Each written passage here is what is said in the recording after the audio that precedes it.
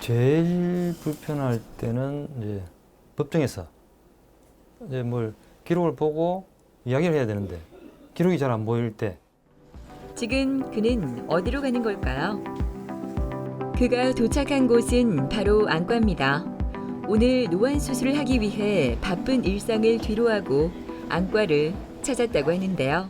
이 눈 상태로 계속 앞으로 뭐 살 날이 많은데 너무 불편할 것 같아가지고, 그리고 이 원장님이 말씀하시는 내용들을 보니까 특별한 부작용도 거의 없고, 만일에 만에 하나 부작용이 생기면은 다시 또 제거를 또 할 수 있고, 그래서 뭐 안전하다. 노안이 얼마나 진행되었는지 시력과 굴절, 각막 안압 등 기본 검사와 시야 검사, 안저 검사, 안구 광학 단층 촬영 등의 정밀 검사를 받습니다. 네, 이상인이 불러오시겠습니다. 네, 안녕하세요. 네. 깜빡하시고요. 네, 제가 눈을 살짝만 잡아보겠습니다. 이 노안 수술을 할 때는 우리 직업과의 연관성도 굉장히 중요합니다. 너무 이렇게 정밀 작업을 한다든지 아니면 야간에 무슨 운전을 많이 하셔야 된다. 즉 야간 작업이 많으신 분들은 될 수 있으면 노안 수술은 조금 피하시는 게 좋다고 저희들이 말씀을 드리는데요. 이렇게 생각하실 수 있을 것 같아요. 가까이 거 잘 보이려고 하는데 왜 가까운 걸 많이 보는 직업은 피하라. 실제로 우리가 좀 편의성을 위한 수술이지 시력의 질을 너무 좋게, 예를 들면은 시계를 수리하시는 분들, 너무 정밀 작업이잖아요, 그렇죠? 이런 분들은 차라리 노안 수술을 하는 것보다는 조금 불편하시더라도 뭐 루페를 낀다든지 아니면 돋보기를 조금 센 돋보기를 끼시는 걸 추천을 드리고, 일상생활을 하시고 서류 작업하시고 이 정도 일반적인 일을 하시는 분들한테는 노안 적응 상황이기 때문에 저희들 직업을 조금 많이 묻는데요. 이상희님은 변호사 근무를 오랫동안 하셨고, 이제 아무래도 변호사 오래 근무를 하시다 보니까 대부분 서류 작업이고, 와서 A4 용지나 아니면은 요즘 서류보다는 또 이렇게 컴퓨터 작업을 많이 하시는데, 이런 작업 거리 하면서 이 거리조차도 조금 많이 불편해 하셨어요. 나이대도 50대 중반이시고 하기 때문에 노안도 조금 더 많이 진행하면서 원거리 시력에 대한 욕구도도 있고, 그리고 가까이 것도 조금 더 잘 보이고자 하시는데, 가장 1번 초이스는 앞서 말씀드렸듯이 우리가 이제 가장 중요한 건 돋보기입니다. 돋보기를 끄거나 아니면은 이상희님은 고도근시가 있었기 때문에 다초점 안경 이런 것들을 착용을 하셔야 되는데, 실제로 다초점 안경도 트라이를 해보셨는데 좀 불편한 점이 조금 많고, 특히 이렇게 보시면은 이 밑에 부분이 어른어른거리는 이런 불편함 때문에 호소를 하셔서 혹시나 노안 수술이 될까라고 찾아오셨고요. 뭐 검사상에서 이렇게 우리 기본적으로 이제 노안 수술이나 이런 것들은 눈에 다른 문제는 없어야지 됩니다. 정상적인 조직을 가지고 있을 때 이런 효과가 극대화될 수 있기 때문에 기본적인 이런 망막 검사들을 해보고요.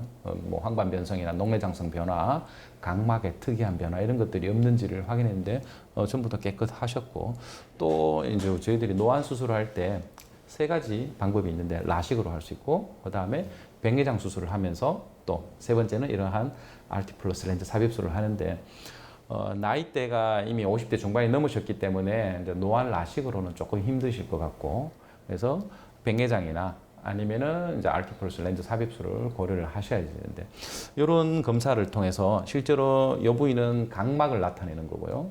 이게 수정체, 백내장도 오고 또 노안도 생기는 그런 수정체에 대한 문제, 이 두 가지를 합쳤는 눈 전체의 시력의 질을 나타내는 것이거든요.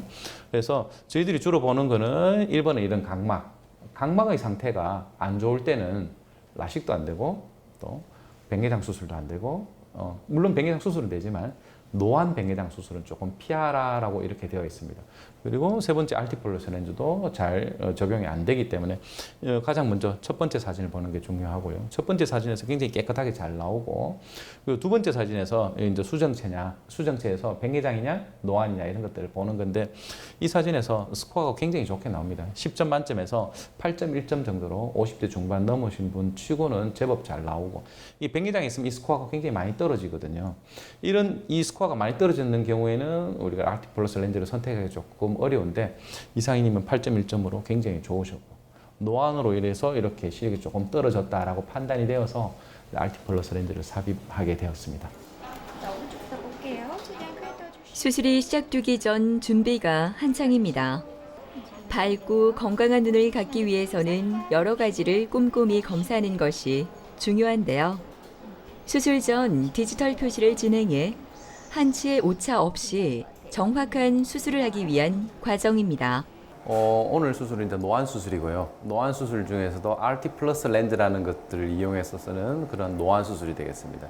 기본 개념은 어떻게 보면 굉장히 쉬운 수술이에요. 우리가 가지고 기본적으로 눈 구조가 이렇게 생겼는데요. 눈이 검은 동자가 있고, 우리가 잘 아는 동공, 갈색 눈동자 이렇게 동공이 있고요. 실제로 그 사이에 이런 전방이라고 해서 공간이 있습니다. 그 공간에 아주 작게, 이거는 RT 플러스 렌즈를 확대시켜 놓은 건데요. 이거를 굉장히 작게 만들어서 여기 앞에, 즉 동공 위에다 이렇게 위치해 놓는 그런 수술이 되겠습니다. 근데 위치를 그냥 해 놓는 게 아니고 고정이 돼야지 되기 때문에 우리 이제 동공에 이렇게 고정을 하고 나오는 그런 시술이 되겠습니다. 수술 시간은 한 10분 정도 걸릴 것 같고요. 비교적 간단하게 수술이 진행이 될 것 같습니다. 환자분 협조만 잘 된다면 특별한 문제 없이 잘 될 것 같습니다. 조금 전에 끝난 이상희 환자님, 수술 전부터 눈이 조금 작은 눈이고 또 이렇게 눈이 살짝 함몰되어 있는 눈이라서 수술이 굉장히 힘듭니다. 그런데 협조도가 너무 좋아서 수술 성공적으로 잘 끝났고, 그리고 가장 중요한 렌즈가 동공의 중심에 이렇게 자리 잡는 것까지 모두 완벽하게 수술이 잘 끝났습니다.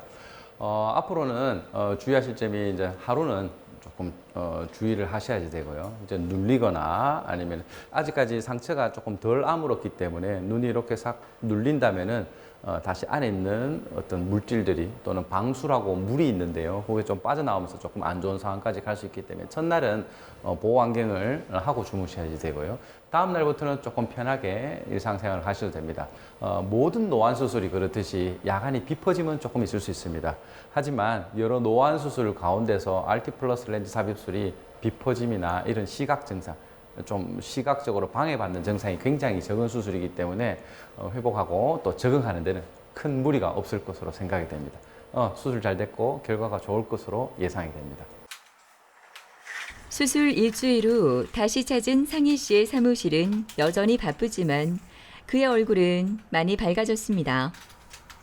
이제 안경도 쓰지 않고 편히 컴퓨터 작업도 하는데요. 수술 후 달라진 생활이 조금 낯설기도 하지만 상희 씨는 이 변화가 꿈만 같아 너무나 행복합니다. 안경은 지금 안 쓰고 있고, 이제 생활하는 데 있어 가지고 이제 이전에는 이 신문이라든지 책이라든지 기록이라든지 보려면은 안경을 뭐 내려 썼다가 또 벗었다가 이렇게 되는데, 지금은 그런 부분은 전혀 지금 불편함이 없고, 이 안경 썼다가 또 뭐 선글라스 끼고 이런 불편도 있고, 근데 지금은 그냥 선글라스 하나만 딱 쓰고 그냥 뭐 또 물놀이 가도 되고, 또 이 뭡니까 수경이 또 안경 없이 한번 써보고 싶고, 하여튼 뭐 안경 없는 생활을 뭐 옛날에 언제부터입니까? 제가 고등학교 들어갈 때부터 안경 썼기 때문에 그 생활을 다시 이제 돌아가야 되는데 뭘 해야 될지 뭐 구체적으로 생각해 보는 건 없습니다.